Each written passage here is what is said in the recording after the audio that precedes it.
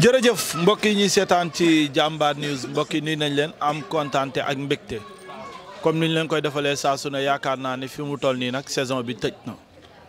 mbër yi ñii ñu ngi ci hivernal ñii ñu ngi ci préparation combat ndax am na ñoo xamante ni fi mu toll nii jot nañ seen i avance ñu ngi fas yéene préparé ji mën nañ ko commencé ku mel ne Ada Fass ak Eumeu Sène fi mu toll nii ñoom ñu ngi ci wàccaay boo xamante ni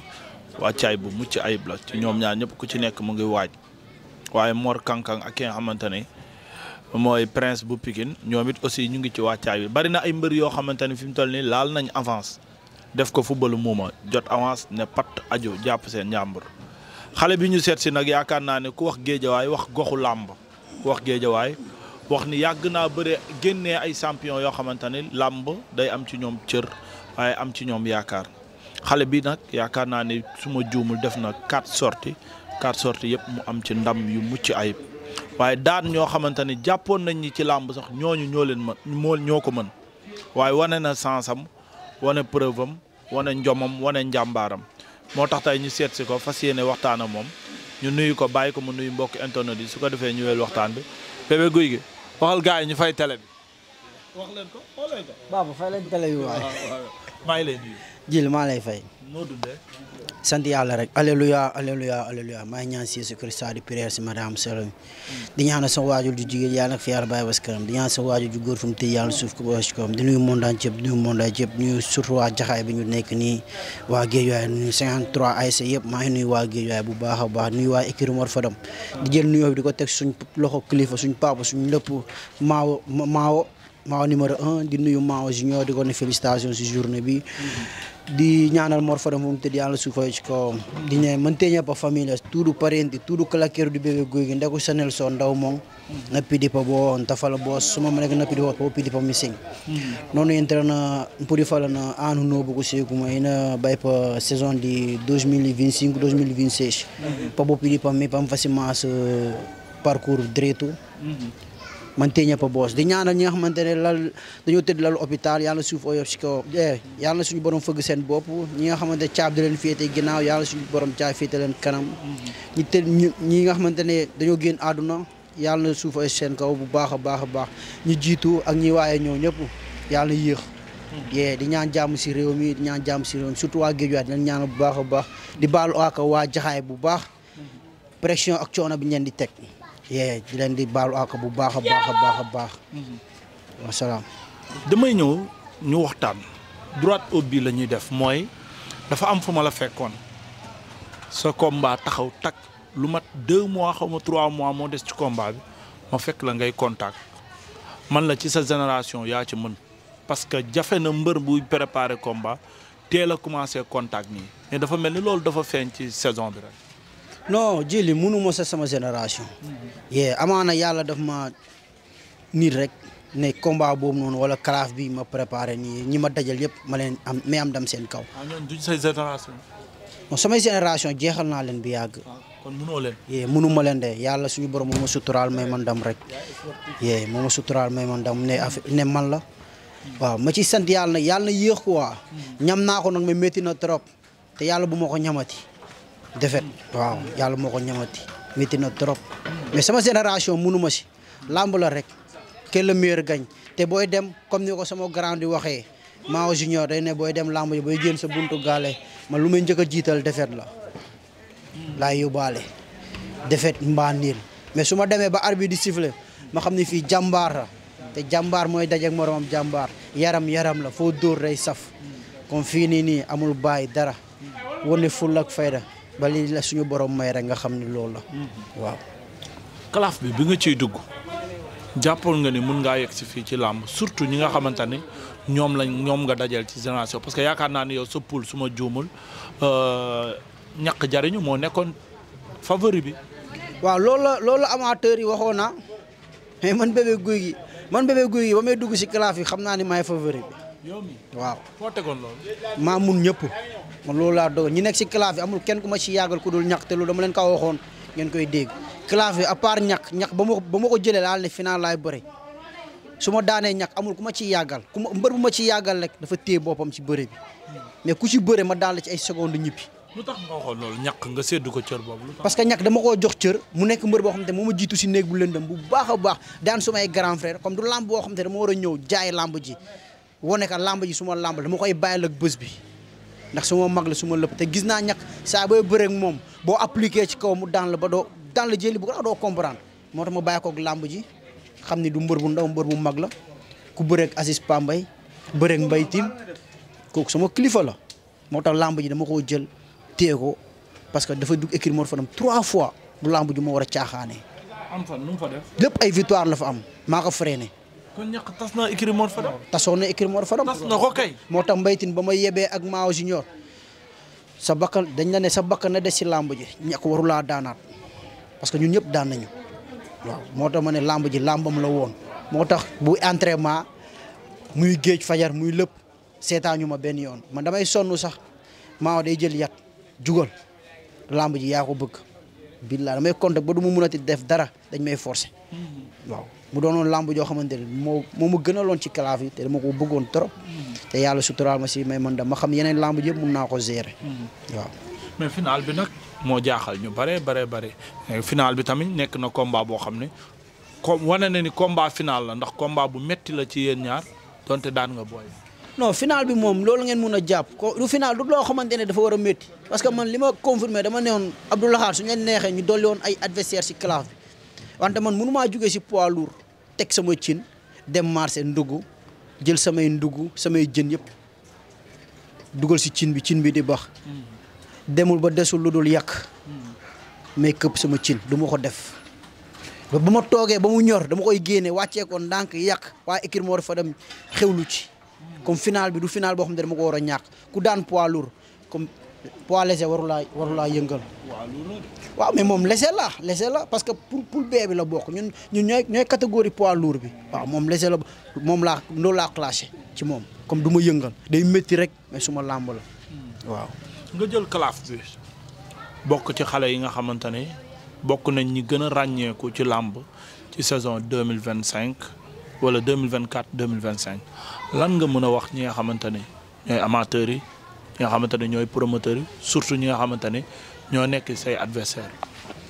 waaw en même temps di jàll waale Eumeu Junior bu Pikine rakam bi génn doomu baayam xaw ma doomu ndeyam bi génn àdduna yaagul dara bi nekk camion daa waa si kawam ñu ngi koy jàll waa Pikine bi yëpp waaw ñu ngi koy jàll waa Pikine di ko jàll waale mbokk Eumeu Sène yëpp di xam ni àdduna noonu la quoi demal te ñëw la rek métti na trop waaw mais yàlla suufa si kawam bu baax a baax a baax waaw di ne man ndaw laa rek ndaw kese te nekk ndaw nekk xale boo xam te damaa toll si yoonu jàngi te damay jàngi toll si yoonu wut di ñaan yàlla awma leen lu dul làmb ji comme man ñu may jàppale nañ ma jàppale si làmb te di déglu promoteur yi man mbëru amateur la man su may bëree amateur yëpp dañuy bàyyi seen yite ñëw man su may bëree du classe bi kese man su may bëree amateur yëpp ku xëy day teel a wàcc ku xëy day teel a wàcc pour ñëw seetaan si Bébé Gouy Gui ndax xam nañ su bu ñëwee damay fecc damay yëngal damay andi mbooloo damay safal làmb jam saf sap te maa moomee géew moo tax amateurs yi bëgg sama làmb noonu la fa demee di ne nag promoteurs yi maa ngi pare naa rek pour ñoom ñëpp. pare nga pour bëreeg ñan. pare naa pour bëreeg mbër boo xamante ne fay nañ ma lu ko jar war a bëreeg moom bëreeg moom te combat bi ma bëgg samay staff buñ ko bëggul du ma ko bëre combat bi beneen adversaire bëgg staffam bëgguñu ko du ko bëre mais tey am nay combat yoo xamante ne suñ ma ko joxoon tey du ma laaj kenn du ma laaj Père Alain du ma laaj sama ménageur Abdoulaye Khat du ma laaj sama papa Dieye Sène du ma laaj Maawa muy ñaari lébu yu jël seen gaal bàyyi ko géejawaay fii ne dañuy napp ba léegi. ñaari lébu yu jël seen gaal bàyyi ko géejawaay ne dañuy napp ba léegi. di maye chance ba tey. ñaari lébu yi kay ñaar lañ. ñaar moo tax ma pare si ñaar pare naa pour ñaar ñooñu ku si ñëw ma may la wër ndombo daan la. ñaari lébu yi kenn ki yaraax la dëkk mooy Moussa Ndoye keneen ki xaara keneen ki Tëngéej la dëkk mooy Amaneex ñoom ñaar ñoo fi lébu. Amaneex maa ko mun te damaa bëgg a jot ci kaw moo tax ma soxla ko Moussa Ndoye maa ko mun damaa bëgg a jot ci kaw moo tax ma laaj ko. da koy daan ci 15 secondes. ku la laaj. kii fu mu leen mënee fan la leen mënee. 15 secondes booy bi defaral leen mënee kii xale la daar ñeme entraînement te lu muy contact ñoom ñëpp kenn du ko si contact. freiné na ay booy. Moussa Ndoye. su njëkkee woon si man du daan kenn fa lay jaaree dem gànnaayu ji ba faw. Moussa Ndoye laa la wax moom laa gën a yittewoo ak ama neex pour wax la lu leer bu dee promoteur bi na ma jox avance bi ma jël ko lépp ay billets. maa ama neex wala Moussa Ndoye man maa bëgg ñu may ma chance lu ma promoteur fay ma bëre ko. damaa bëgg a jot ci kaw fee comme ni gars yi ni ñuy wax kuréel bi suñ da ngaa bëgg a bokk ci course bi mais mënoo leen daan. jëli bu gaaw laa leen di daan luñ teg ñàkk. ni ma ngaa teg sa reliquat ci promoteur bi. ne ko suñ ma daanee ma perte. xanaa xamoo gaa ngi may dégg yow mënoo ma bàyyi. xanaa xamoo kii mënoo ma bax. billaahi gaa ngi may dégg ku ma si bëreel lu nekk ku ma si jàppanteel ku nekk say mbokk lañ la jël si biir géew damay ragal sax ñu jox leen ndox pour nga naan. Moussa Ndoye lu koy daan. Moussa Ndoye lu koy daan yeew fajar dugg si géej gi respecté say dëkkandoo say grand frère lu ñu la teg nga tegoo ko respecté say entraînement yu mat sëkk contact ba wow koŋ loolooy problème bi xam nga lu tax sama génération ñemewuñ ma damaa saf damaa mun a bëre damaa respecté dëkkandoo damaa yaru respecté entraînement damay dem ba mu jeex tàkk si biir géew maa ko moom lii si ginnaaw nag lu ñuul kenn gisu ko yàlla yëpp xam na nu mu fa demee moo tax kenn ñemew sama génération léegi dafa jot na grand frère nañ ma may chance ñu dem. kon sa génération yii nga wax boobu nga làmb boobu moo tax ñemewuñu kenn ñemewu ko booy bali mus ngaa dégg benn booy toog ñu taal ko caméra ne jox leen ma bébé guy gi jeex na comme léegi man bàyyi leen may laaj na gaa ñoo ñu bëre léegi jox leen ma ñooñu nekk si kaw ngeen xool ba xam man damaa bokk mbër yooyu ñu freiné te ñooñu dañoo juum de waaw. ama neex de moom bërki démb gis nga ni mu def ñaa bu ndaw ama neex gis nga ni mu def caatu daaw da faal gis nga ama neex ni mu def yeneen booy bébé jéen gis nga ni mu ko def ama neex moom yaakaar naa ni fi mu toll nii génération xale yi moom ñiy laaj ama neex bokk de mais est-ce que ama neex sax dina la may chance pour bëre ak yow. waaw ama neex daba koo ko mais pourquoi ama neex ñi mu mujjee bëreel ñi mu mujjee bëreel cër a tax mu may leen chance. mais gars yi est-ce que du ma leen jox ngeen wax du ngeen bàyyi kii wax. 16 combats 15 victoires. gars yi li ñu la wax gars yi li ñu la wax raay lañ la wax maa gën a néew la defet écrit mor kii ci làmb ji. man jàpp ma ko sax mais xam naa ne benn defet laa am muy Tony Junior kese moom ma daan si làmb sama première défaite waaw sama deuxième combat arène nationale boobu mooy sama première défaite waaw mais sama génération amul kenn ku ma si ñeme te ama neex pour wax la lu leer rek firndeel la ko man ak moom dama koy saraxu nag pour mu jël avance wante su ma jëlee day xam ne làmb la am de day tëdd force day daanu de non su bañee ñu xooli ji feneen Moussa Ndoye ngi fii su bañee Moussa Ndoye ngi fii Moussa Ndoye bu bañee am naa génération boo xamante ne mu ngi yoof xaw ma yoof daa mel yoof la nekk kooku war nañ mën a bëre mu jabu yoof war na mën a ñëw ñu bëre bu loolu moom lamb la te su may bëre ak moom pour wax la dëgg promoteur daf may fay waaw mais yeneen combat yi moom lu ma promoteur fay ma jël ko Modja dañ lay fay waaw Modja defu fi lu ma fi deful lamb da ngaa xaw a fàtte sax damaa koy may loxo rek da koy dimbali rek année blanche la def dama koy may loxo rek pour ñu bëre lamb laa la wax lamb laa la wax te dafa jot pour ma bëre li ma def amul benn grand frère bu may bañ a may loxo ku ma jëlul risque la te dafa ragal. Modja yaakaar naa avant Dame Sène kan la mujjee bëreel. am na ko mujjee bëreel Dame Sène kese la fi mujjee bëreel te ba mu daanee ba mu bëreeg Dame Sène Aziz Pambay sama grand frère ñëw na fi ba daan Dame Sène delluwaat ñaat at la toog bëreewul kon man su may bëree moom maa ko may loxo. mais yow est-ce que yow ak Ndiaye Tine du combat. doyoo ma ko dara Ndiaye Tine kuy Ndiaye Tine kañ nga ko gën a dégg si làmb. kañ ngeen ko gëj a dégg si làmb waxal rek ay booy am coow si làmb jee ngi grand frère nañ ma bàyyi ma yéeg ci kaw. am nga fa adversaire.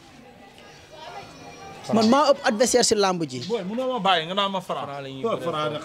man maa ëpp adversaire si làmb ji mais mbër bu nekk mbër boo mënut a gis bu nekk dafa am bëgg-bëggam fu mu nekk tey amaana promoteur mun na ma woo ne ma yaa diw ma xool ni làmb bu jaadu la. dama koy laaj lu ma war a fay mu fay ma ko ma bëre ak moom mais booy tey booy yi nga gis ci làmb yëpp tey dañ leen may chance waxal booy bëri booy nga gis ñu coow si lamb dañ leen may chance. kii di poser question day poser ngay tontu. Gora Sock na la may chance. Gora Sock moom daa yàqu soo ko jëlee daan ko dañ naan non dañ ne xamoon nañ ko wax dëgg fa non su ma jëlee Gora Sock dama koy daan te dañ ne xamoon nañ ko mais nañ ma jox lamb der dëgg lamb yi wow koŋ lamb jàmbaar man loolu laay bëre mais Gora Sock moom kooku su ma dee nii day daanu su ma ko plaqué mu daanu te man dama bëgg mun a bëre leket laay bëre damay bëre di wiñaar def ni kooku mënu maa tenir dama koy Gora Sock yàgg naa toj lamb. yàgg naa toj mais saa yi dafa nekk si benn tànkam daa génn carrément cat bi rek moo si des nii. xale bu ndaw. kan mooy xale bu ndaw Gora Sock ba muy bëre ñun dañoo xam luy làmb ñun feraguñu doole mag ak doole xale bokkul dafa bokkul ñun ay xale lañ Gora Sock xoolal leen ko ñu mu war a bëreel am na fi ay adversaire mais ñu ne Gora Sock moom wax dëgg fa day retraité tey yéeneel nañ ko mu nekk si làmb ba si kanam waaw. yaa booy bi dëkk Tëngéej njool mi Gamou Gueye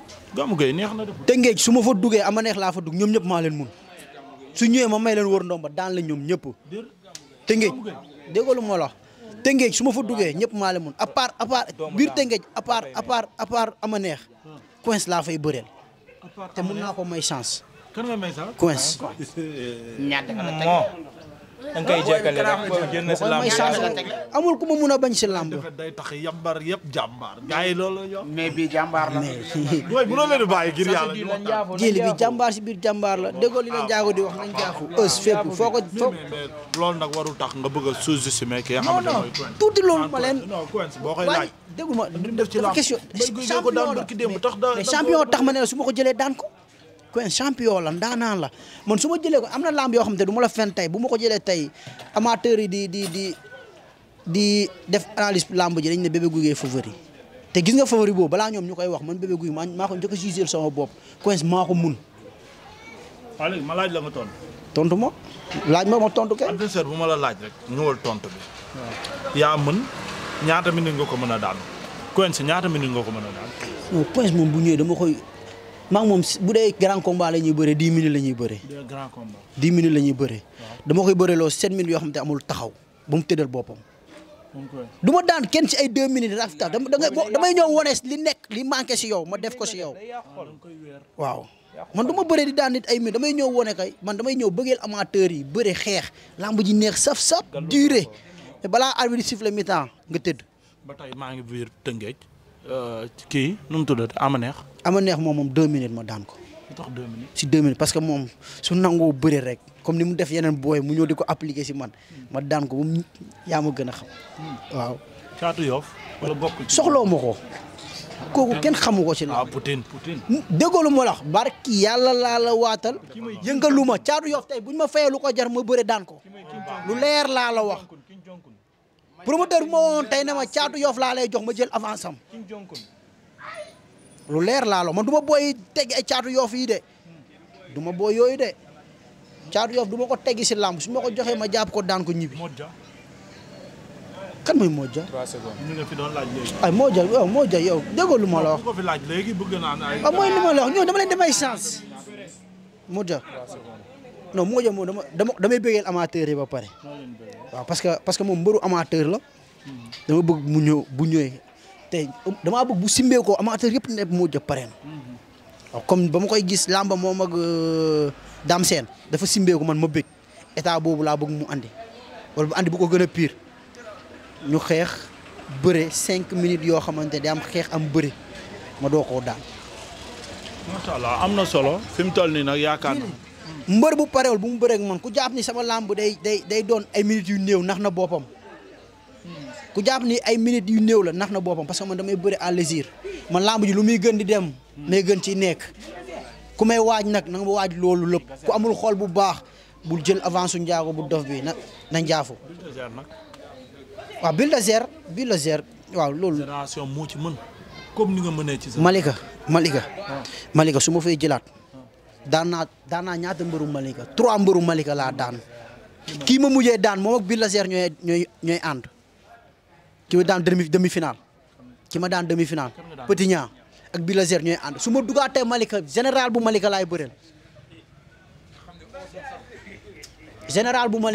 tey wax naa ko maa moom dañuy bëre wax naa ko dañuy bëre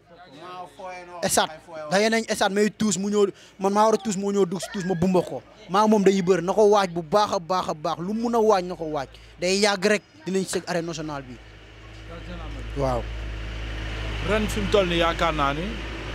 sondage yi génn na meilleure révélation meilleur lutteur coow li bari na solo ko yow sa gis-gis kan mooy meilleur lutteur ci làmb ji. meilleur lutteur bu fekkante comme ni ma ko gisee daaw moom ni ma ko gisee daaw bu dee noonu la fa demee moom nañ Franc ak général bu Malika ñoo ko nekk. ni ma ko gisee daaw Modou Lo laa gis mu jël ko meilleur combat de l'année moom moo jël combat yi moom. yow 4 combats nga am 4 victoires. non parce que Modou Lo dafa bëre combat royal 2 combats la bëre. waaw loolu la wax bu dee noonu la demee daaw ni mu demee daaw noonu la demee ren. ni mu demee daaw parce que ci dañuy calculer ci champion bi. ci qualité mbër bi. Franc mooy P. général Malika mooy 2. man liñ may noteel man nañ ma noteel champion de claf man la. du ma dara li ma soxla nag mooy ñu jox ma adversaire bu baax. xam nga yaa ngi wax ponk boo xam ne bu am solo la mais gars yi comprendre ñu puisque Modou Lo daaw moo nekkoon le roi des arènes def ci parcours lamb lu mbër mu sa def mooy bëree ñaari combat daan ñaari combat ci saison bi teg titre am 2 fois titre bi nekk en jeu 2 fois mu jël ko 2 fois ñu jox ko meilleur lutteur nga ni foofu nangu nga parce que le roi des arènes moo def loolu nangu nga ni général Malika ci génération mais ci meilleur espoir ci wàllu làmb yow. loolu moom làmb déedéet nangu moo ko de. Modou Lo ci génération bu dee c'est qui est li nga livré Modou Lo sax d'abord écoute-moi li nga livré France sax écoute-moi d'abord ba pare France sax liiru ko livré wu ko. c'est qui est champion de claf c'est moi Bébé Gouy Gui seul. yàlla moo ko dogal. waaw seul. waaw kese man maay champion claf nangul naa ko. champion de claf c'est moi Bébé Gouy Gui seul à part champion de claf soxlawu ma dara lu dul li nekk sama kanam yàlla suturaal ma am neex jël avance bi wala bébé wala Moussa Ndoye ma xool li nekk suma kanam kese. champion ci club bi nomination. yow yaa bëri 4 combats 4 victoires waaw moo tax ma koy wax nag foofu noonu jarul ñu may nomee dara man Bébé Gouy Gui jarul ñu may nomee dara Franc moo jël P. général Malika moo jël 2 maay champion de claf champion claf bi man la kese. nomination loolu yaa ko jël déjà. non bokkuma si. léegi damay ñëw ci waxtaan bi pour waxtaan bi bu la gën a leex maanaam général Malika d'accord bokk na ci mbër yi nga xamante ne livré na yaakaar naa su ma juumul 2 combats xaw ma 3 combats la livré mais yow da nga def ci làmb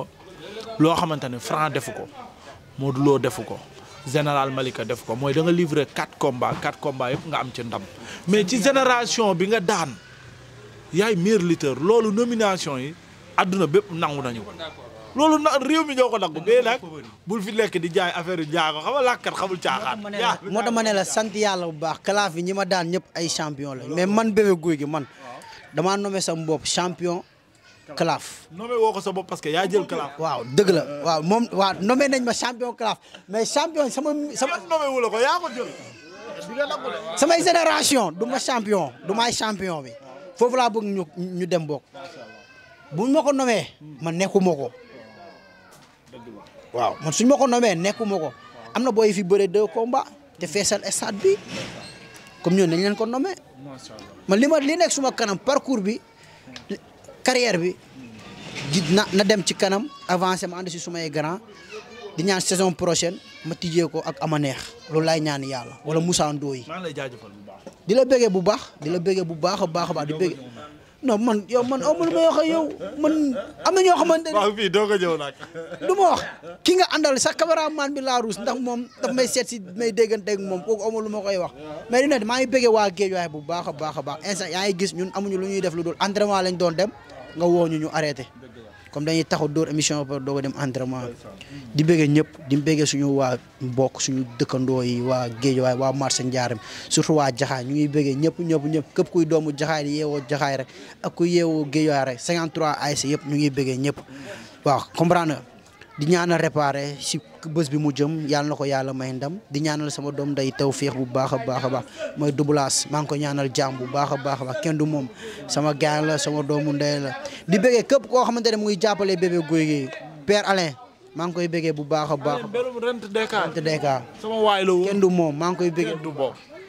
kooku papa yi ñëpp la gaanu ñëpp la maa ngi bëggee Père Alain Papis Siñu maa ngi koy bëggee bu baax Joe Mendy waaw di bëggee waa li chambre bi yëpp waa États-Unis Rudolphe Gomis ak Marcelino maa leen di bëggee bu baax waa Portugal di jël nuyoo bi di ko teg si loxo di yow famille Silva bi fas la bébé Gouye Gui bi di bëggee Macha di bëggee samay gars yi ma toogal fi samay rakk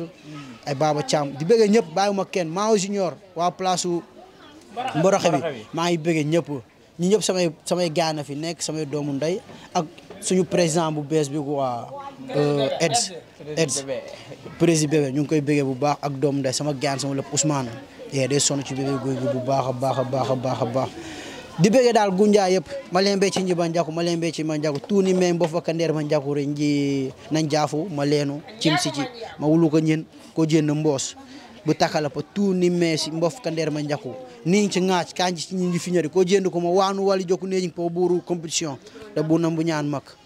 ma reti ñen man ciy jullu ci tout ko indi pour ka ñaanari pour mu war maas di bëggee kii Mor Fadam bi yëpp waaw dine waa écurie Mor Fadam mbégte ci maawo nañ ko ñaanal jàmm mu dem si jàmm ñëw si jàmm ñu ngi koy ñaanal bu baax a baax a baax maawo junior kenn du moom amuñu fayama di ko bëggee bu baax a baax a baax maawo junior amuñu fayam ñu ngi koy bëggee bu baax a baax a baax a baax suma papa suma nijaay suma lépp Claude Silva famille Silva bi Robin Walter Giscard maa leen di bëggee waa salaam dine promoteur nañ si wax ñëw bu baax waa jàmbaar xanaa war nañ mën a seet si bébé Gouye Gui waaw Mansour moom war na laa seet si waaw surtout loolu Papa Sow xanaa du lamb jànk rek ngeen bëgg xale buy mobiliser waaw wax lañ si man nag non ren moom promoteur bu ma seet suul nag ñu xam ne yaa ma gën a xam waaw waxal ci booy bi waaw surtout loolu su ko neex mu dugal ma parcelle fu ko neex mu yóbbu ma ñun dañuy bëree rek yaa ma gën a xam jàmm rek jili amal jàmm bu baax a baax a baax di bëgg waale sa caméraman bi kenn du moom Xalil sama doomu ndey est-ce que amul dara géej waay kii lu mu bëgg ñoo ko koy jox kii bokkul ak yow kii du daw yow yaay daw raar rek ngay def yow est-ce que mbëri musuñu laa sëfal fii est-ce que mbëri musuñu laa sëfal mais yow loo ragalee secteur bi ah yow garaaw ñun Xalil yaa tax mu dugg si fii de